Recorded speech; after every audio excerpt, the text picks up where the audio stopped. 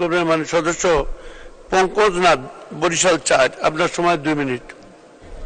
মাননীয় স্পিকার, আপনাকে ধন্যবাদ। মাননীয় স্পিকার, আমি মাননীয় স্থানীয় মন্ত্রীর দৃষ্টি আকর্ষণ করে যে নোটিশটি দিয়েছে 71 সেটি হচ্ছে সম্প্রতি যে প্রলয়ঙ্করী ঘূর্ণিঝড়টা হয়ে গেল গত 26 তারিখে রিমেল যে ঘূর্ণিঝড়টি আঘাত করলো আমাদের দক্ষিণ পশ্চিমাঞ্চলে, উপকূলীয় অঞ্চলে। আমি জানি আমি বরিশালের মানুষ, উপকূলীয় মানুষ। এই ঘূর্ণিঝড়টি 26 তারিখ সন্ধ্যাবেলা বাংলাদেশ উপকূলে আঘাত আনে, প্রায় 50 ঘন্টা স্থায়ী হয়। এটি কিন্তু রেকর্ড।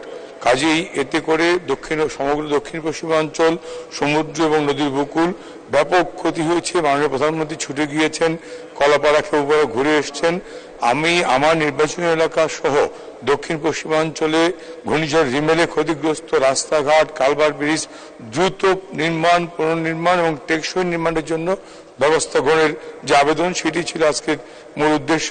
আমি মনে করি গত কয়েক বছরে ঘূর্ণিঝড় জলোচ্ছ্বাসের যে অভিজ্ঞতা, সেটি হচ্ছে বর্তমান সময়ে ত্রাণ মন্ত্রণালয় বা লোকাল গভর্নমেন্ট মিনিস্ট্রি যে রাস্তাঘাটগুলো আমরা করে থাকি, সেগুলোর চেয়ে উচ্চতা যদি কমপক্ষে 2 ফুট উঁচু না হয়, স্বাভাবিক জোয়ারে, আজকেও মাননীয় প্রধানমন্ত্রী বক্তৃতায় বলেছেন যে এসডিজি বাস্তবায়নের প্রধান চ্যালেঞ্জ হচ্ছে ক্লাইমেট চেঞ্জের যে বিরূপ প্রভাবটা।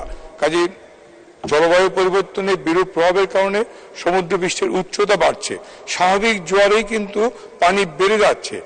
অমাবস্যা পূর্ণিমা যে কাঁটাল, তাতে করে স্বাভাবিক রাস্তা প্লাবিত হচ্ছে। কাজেই আজকে আমার দৃষ্টি আকর্ষণের প্রধান বক্তব্য হচ্ছে ঘূর্ণিঝড়ের ক্ষতিগ্রস্ত উপকূলীয় অঞ্চলের রাস্তাঘাটগুলো দ্রুত পুনর্নির্মাণ করে দেওয়া এবং টেকসই বলতে বর্তমান উচ্চতার চেয়ে কমপক্ষে 2 বা 3 ফিট উঁচু করে রাস্তা নির্মাণ করা। যেমন ব্রিটিশ আমলের রেল লাইন এখনো ডুবে না, আমাদের রাস্তা সামান্য জোয়ারেই ডুবে যায়। আমি দ্রুত ব্যবস্থা গ্রহণের জন্য আবেদন জানাই মাননীয় স্পিকার। মাননীয় সদস্য, আপনাকে ধন্যবাদ। মাননীয় সদস্য জনাব মাহমুদ